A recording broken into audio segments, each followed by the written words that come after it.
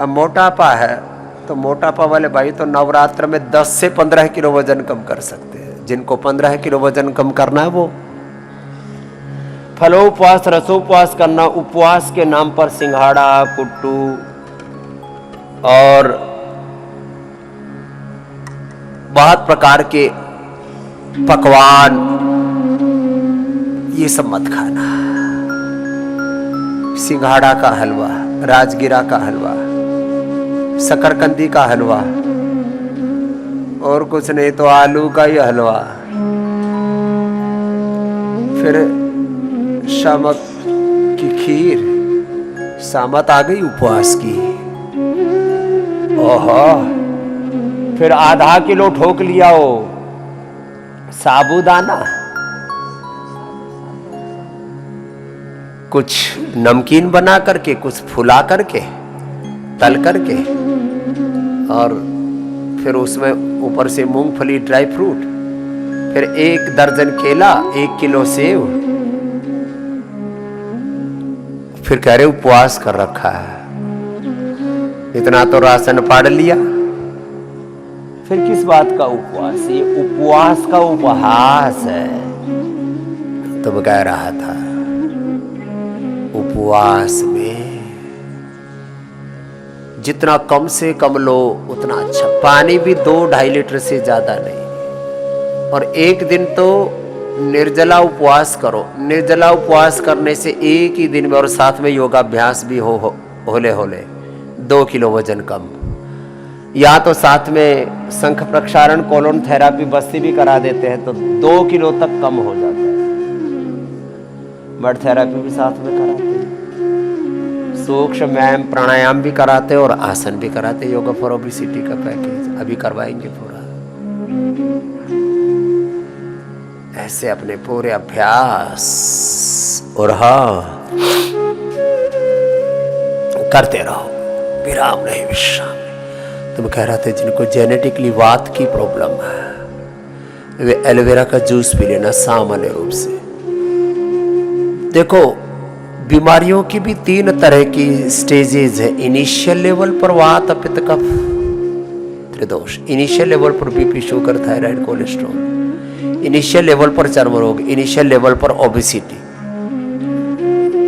फिर रोग बढ़ गया, मोटापा 25, 50, 100 किलो बढ़ गया तो बीमारी बढ़ गई ना। ऐसे BP sugar thyroid cholesterol, liver kidney की प्रॉब्लम, वात पित्त कफ त्रिदोष, कैंसर, एक इनिशियल लेवल पर, एक फिर बढ़ गया। तो इनिशियल लेवल पर वात बढ़ा हुआ है तो एलोवेरा से ठीक हो जाएगा, गिलोय से ठीक हो जाएगा, हल्दी मेथी सौंठ से ठीक हो जाएगा, अश्वगंधा शतावर से ठीक हो जाएगा।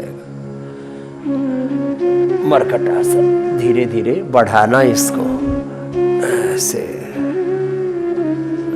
चलो जिनको मेरुदंड की समस्याओं बढ़ाते रहना। अब अर्ध पवन मुक्तासन। इनिशियल लेवल पर थोड़ी औषधि से बात बन जाती है। बीमारी बड़ी होने पर, क्रोनिक होने पर, इनक्यूरेबल होने पर फिर औषधि की भी मात्रा, योग की मात्रा बढ़ानी पड़ेगी। सब प्रकार से प्रयत्न पुरुषार्थ बढ़ाना पड़ेगा। कमर में दर्द है तो सिर नहीं उठाना, अर्ध पवन मुक्तासन सहज रूप से किए जा रहे हैं।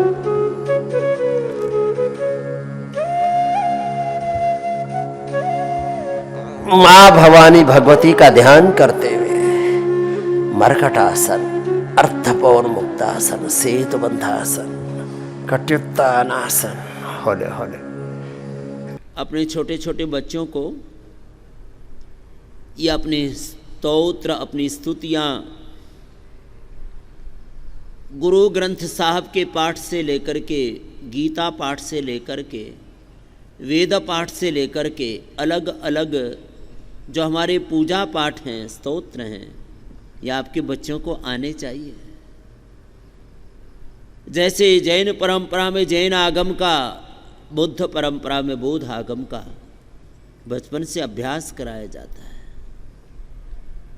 और साहब मुसलमानों का तो कहना ही क्या है, 2-3 साल के बच्चे हिलते हिलते पूरी कुरान कंठस्थ कर लेते हैं, अर्थ चाहे बोध हो या ना हो।